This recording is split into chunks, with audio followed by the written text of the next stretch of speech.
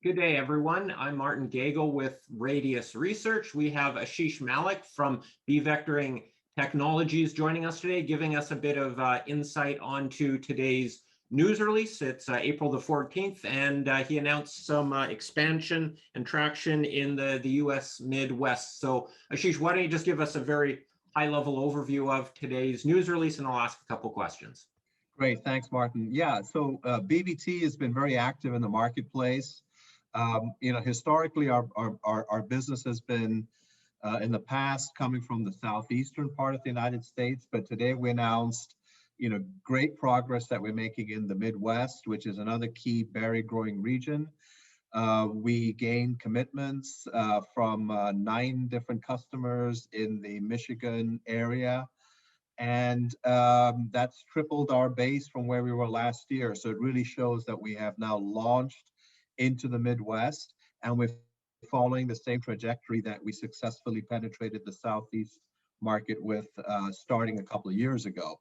So we are in Michigan where we were in Georgia a couple of years ago, where we're now working with some of the key berry growers that are going to allow us to then kind of launch into blueberry acres across that state in the years to come. Very excited about that announcement. Yeah, that's great. Is this your first year in the Midwest, or did you kind of start off last year? Yesterday, last year, unfortunately because of COVID, we slowed down in Michigan. We couldn't quite do what we would have liked to have done. So I would say this is the first legitimate year in Michigan. Last year, we did do 2 small demos, 2 small trials, which we were able to manage on a virtual or remote basis. So this is really the first launch here in Michigan. You mentioned the news release that the bloom period starts in May. Is that when you send the bees out? Yes, exactly. So these are commitments that we now have. And we've placed the orders with our suppliers of the bees, and they will be delivered late April, probably early May, which is when they'll get installed in the grower fields. And are these honeybees or the bumblebees? There's one location where we're doing a trial with honeybees, but otherwise they're all with bumblebees. Yes. Gotcha. And you also mentioned that there are 2 R&D demonstration trials in Michigan. Is that a sales commitment, or is that something with R&D? What is that? No, this is an addition. This is an addition to the commitments. So they're with trials. One of them is with the bumblebee system, and the other one is with the one is with the honeybee system, and the other one's with the bumblebees. And the way it's actually happening is for the bumblebee system, there's one big grower that is doing a demo on one of their fields, and then on a separate field, we're doing an R&D trial where we're actually going to go and collect data. So it's a combination of revenue on a portion and an R&D on a portion, because the data is really important. Because then when you're in a commercial operation where the people are picking berries and things like that, it's very hard to go and make disease assessments and yield measurements. So he set aside a portion of his field that's going to allow us to kind of go and deep dive and go collect the data, because that's what they want to ultimately gain the confidence that this is producing the results that then allow us to get increased acres moving forward. And what kind of data are they looking for? I assume that when you do a trial, you do it one field that's kind of similar next to another field, and then you kind of compare your yield and your losses, and at the end of the day, they figure out an ROI on that. What is R&D different? So this is a biological fungicide system. So this is a system that is protecting against different diseases. So what we actually do is we go and make disease assessments. So we looked at the presence or absence of the pests, the disease that we're controlling: botrytis, monolinea, and anthracnose. These are 3 pathogens that we control. So we look for the absence or the presence of those diseases on the area of the field that's got the BVT system, compared against the area of the field that's got the current grower control. So that's one key assessment, and we make that assessment several times during the season to see how the disease evolves over the course of the growing period.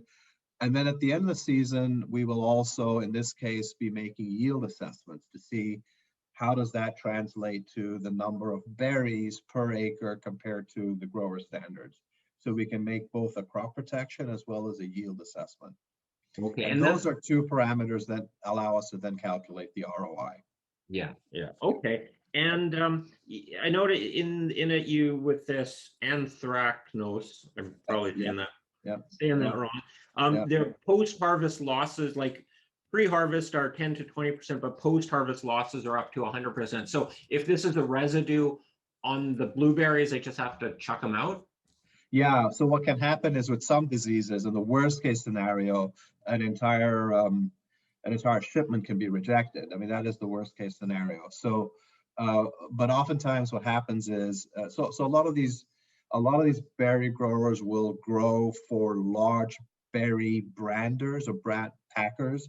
You know, household names might be Nature Ripe or Driscoll's that folks might recognize because those are the brands that they go and they buy their berries from in the supermarkets. But a company like Driscoll's has certain parameters, and they will reject or accept based on the amount of disease that's present on a batch of berries that come in. So this can have a huge impact on the revenue potential for a grower.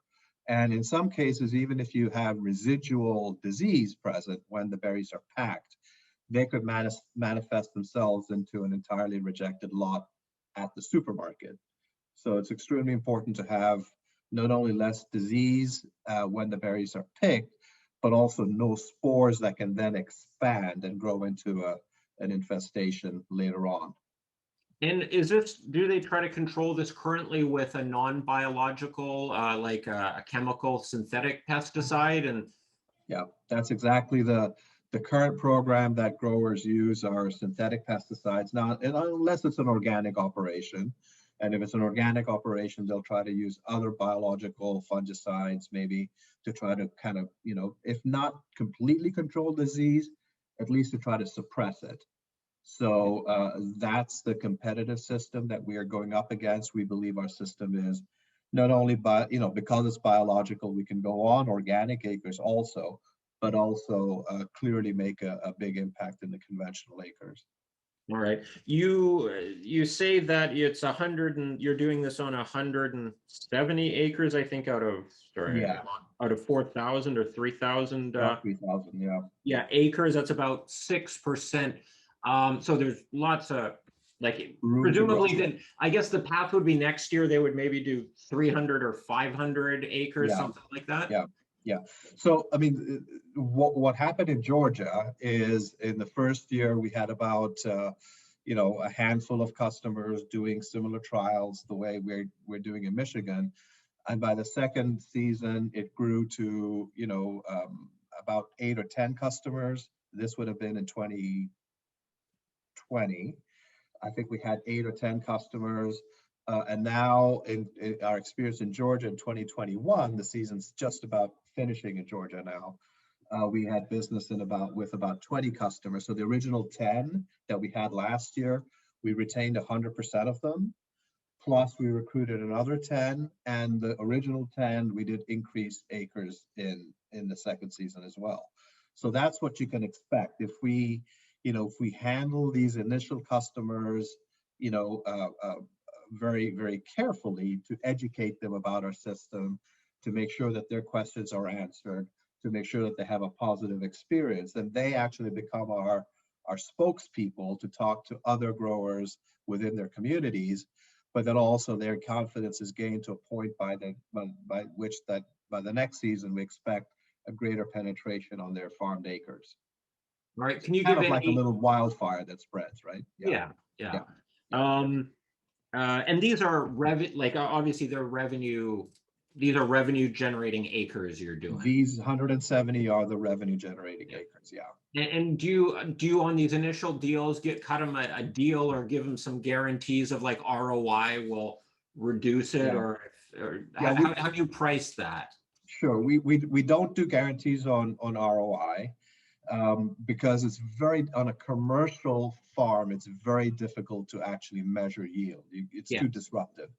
So the price is what it is based on, you know, what they may have seen in an R&D trial. Yeah. And sometimes we may give some discounts to the initial growers. We may give some incentives to try to get them to adopt. The pricing in blueberries is anywhere between $200 to $250 per acre, based on some of these incentives we may give. And then we go from there. And at that pricing, we've been able to demonstrate very solid returns on investment. In some cases in Georgia, one grower has been, you know, very, very pleased, and he's seeing a 20 times return on investment. We've priced more to try to give the growers a 10 to 15 times return on investment. That's kind of the returns that they can expect. Okay.